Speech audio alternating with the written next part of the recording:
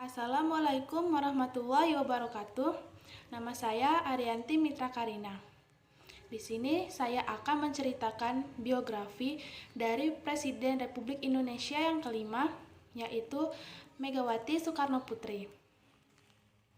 Bernama lengkap Diah Permata Megawati Setiawati Soekarno Putri, lahir di Yogyakarta tanggal 23 Januari 1947. Beliau merupakan anak kedua atau anak sulung dari Presiden Republik Indonesia yang pertama, yaitu Soekarno, dan ibunya yang bernama Fatmawati. Kehidupan masa kecil Megawati dilewatkan di istana. Sejak masih kanak-kanak, beliau sudah lincah dan sering bermain bola bersama saudaranya yaitu Guntur. Sebagai anak gadis, Megawati mempunyai hobi menari dan sering ditunjukkan di hadapan para tamu yang sering berkunjung ke istana. Wanita bernama lengkap Diah Permata Megawati Soekarno Setiawati Soekarno Putri ini memulai pendidikannya dari SD hingga SMA di Perguruan Cikini, Jakarta. Sementara itu, ia pernah belajar di dua universitas, yaitu Fakultas Pertanian Universitas Padjadjaran Bandung dari tahun 1965 sampai 1967. Dan Megawati pernah menimba ilmu di Fakultas Psikologi Universitas Indonesia. Dalam biografinya diketahui bahwa Megawati pada awalnya menikah dengan seorang pilot letnan satu penerbangan TNI Angkatan Udara yang bernama Surindro Soedjarso dan dikaruniai dua orang anak lelaki yang bernama Muhammad Prananda dan Muhammad Rizky Pratama. Pada suatu tugas militer tahun 1970 di kawasan Indonesia Timur, pilot Surindro bersama pesawat militernya hilang dalam tugas. Pencarian kala itu dilakukan, namun tidak membuahkan hasil. Hingga pada akhirnya Surindro Soedjarso dinyatakan meninggal dunia. Derita tiada tara dialami Megawati Soekarno Putri. Ketika itu sementara anak-anaknya masih kecil dan bayi. Namun derita itu tidak berkelanjutan ia alami. 3 tahun kemudian, Megawati menikah dengan seorang pria yang bernama Taufik Kemas asal Palembang. Kehidupan keluarganya bertambah bahagia dengan dikaruniai seorang putri bernama Puan Maharani. Terjun ke dunia politik. Kendati lahir dari keluarga politisi, Mbak Mega, panggilan akrab para pendukungnya itu, tidak terbilang begitu piawai dalam dunia politik. Bahkan Megawati sempat dipandang sebelah mata oleh temannya dan lawan politiknya itu. Beliau bahkan dianggap sebagai pendatang baru dalam kancah politik, yaitu baru pada tahun 1987. Saat itu Partai Demokrasi Indonesia (PDI) menempatkannya sebagai salah seorang calon legislatif dari daerah pemilihan Jawa Tengah untuk mendongkrak suara. Masuknya Megawati ke kancah politik berarti beliau telah mengingkari kesepakatan keluarganya untuk tidak terjun ke dalam dunia politik. Trauma politik keluarganya itu ditabraknya. Megawati tampil menjadi primadona dalam kampanye PDI, walau tidak tergolong banyak bicara. Ternyata memang berhasil, suara PDI naik, dan beliau pun terpilih menjadi anggota DPR MPR. Pada tahun itu pula, beliau terpilih sebagai Ketua DPP PDI di Jakarta Pusat. Tetapi kehadiran Mega di DPR MPR sepertinya tidak terasa. Beliau masih di bawah tekanan. Selain memang sifatnya yang pendiam, beliau pun memilih untuk tidak menonjol mengingat kondisi politik saat itu. Terpilihnya menjadi Ketua Umum Partai PDI, maka beliau memilih lebih banyak untuk melakukan lobby-lobby politik di luar gedung wakil rakyatnya tersebut. Lobby politiknya yang silent operation itu secara langsung dan tidak langsung memunculkan terbitnya bintang Mega dalam dunia politik. Pada tahun 1993, ia terpilih menjadi Ketua Umum DPP PDI. Hal ini sangat mengagetkan pemerintah saat itu. Proses naiknya Mega ini merupakan cerita yang menarik pula. Ketika itu, Kongres PDI di Medan berakhir tanpa menghasilkan keputusan apa-apa. Pemerintah mendukung Budi Harjono menggantikan Surjadi. Lantas dilanjutkan dengan menyelenggarakan Kongres luar biasa di Surabaya.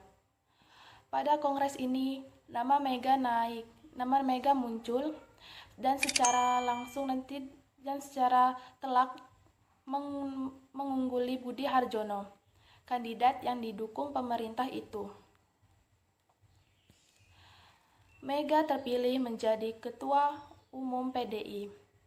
Kemudian status Mega dikuatkan lagi oleh Musyawarah Nasional PDI di Jakarta. Namun pemerintah menolak dan menganggapnya tidak sah. Karena itu, dalam perjalanan berikutnya, pemerintah mendukung kekuatan Mega sebagai Ketua Umum PDI. Fatimah Ahmad, atas dukungan pemerintah, menyelenggarakan Kongres PDI di Medan tahun 1996 untuk menaikkan kembali Surjadi. Tetapi Mega tidak mudah ditaklukkan.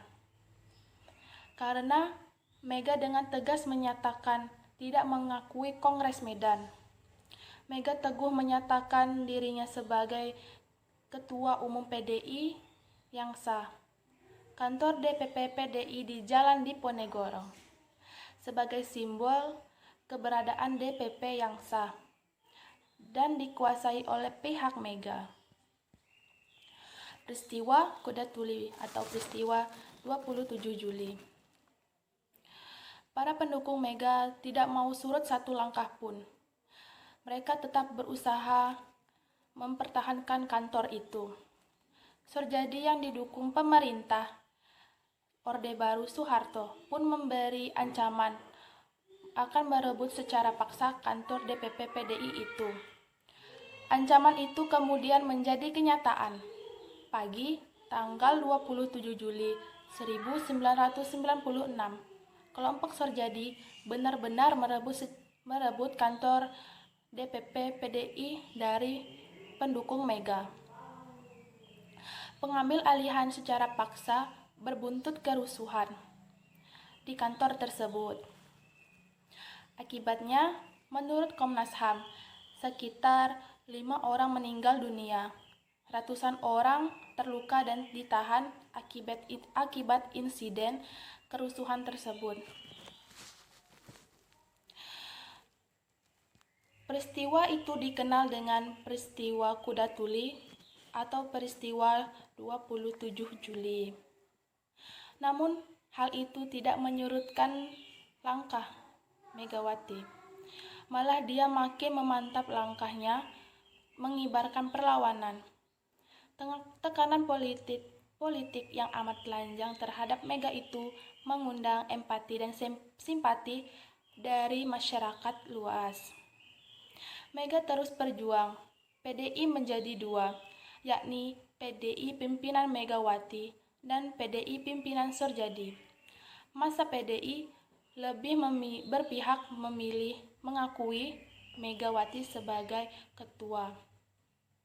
Tetapi pemerintah mengakui Sorjadi sebagai ketua umum PDI yang sah. Akibatnya, pimpinan Megawati tidak bisa ikut pemilu pada tahun 1997. Setelah rezim Orde Baru tumbang, PDI pimpinan Mega berubah nama menjadi PDI Perjuangan.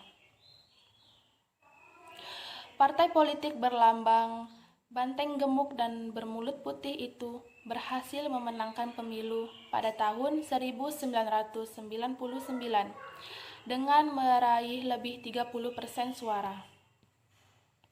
Menjadi wakil presiden Indonesia. Kemenangan PDIP menempatkan Mega pada posisi yang paling patut menjadi presiden dibanding kader partai lainnya.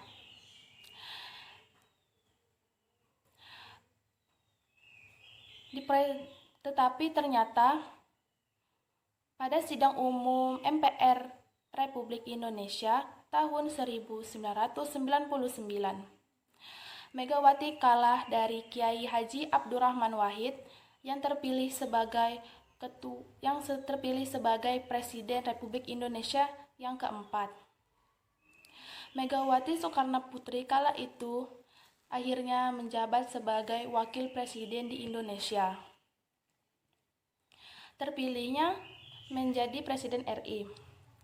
Tetapi posisi kedua tersebut rupanya sebuah tahapan untuk kemudian pada waktunya memantapkan Mega sebagai orang nomor 1 di Indonesia. Sebab kurang dari 2 tahun, tanggal 23 Juli 2001, anggota MPR secara aklamasi menempatkan Mega duduk sebagai Presiden Republik Indonesia yang kelima, menggantikan Kiai Haji Abdurrahman Wahid. Megawati menjadi presiden hingga 20 Oktober 2003. Setelah habis masa jabatannya, Megawati kembali mencalonkan diri sebagai presiden dalam pemilihan presiden secara langsung tahun 2004.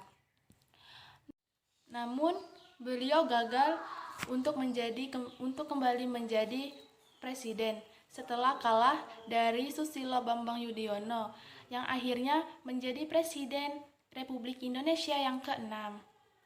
Saat ini, Megawati Soekarnoputri menjabat sebagai Ketua Umum Partai PDI Perjuangan, yaitu salah satu partai yang terbesar di Indonesia. Sekian biografi tentang Megawati Soekarnoputri dari saya. Mohon maaf jika ada kesalahan atau kekeliruan saat pengucapan kata. Billahi taufik wal hidayah. Wassalamualaikum warahmatullahi wabarakatuh.